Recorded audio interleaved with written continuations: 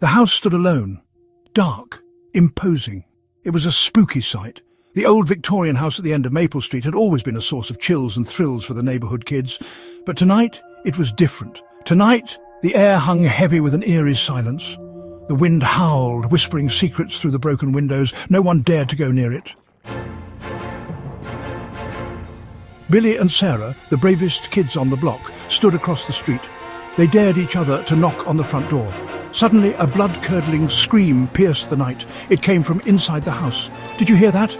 Sarah whispered, her eyes wide with fear. Billy, trying to mask his own terror, nodded slowly. They both knew that the house was supposed to be empty. The sound sent shivers down their spines. They held their breath. The silence returned, thick and heavy. They listened intently for another sound, another clue, but the night remained disturbingly quiet.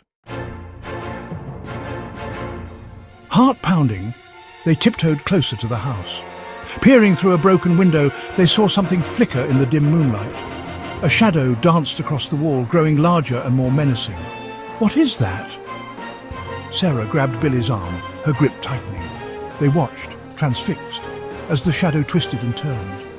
It seemed to have a life of its own, writhing and contorting in the darkness. Then, as quickly as it appeared, the shadow vanished.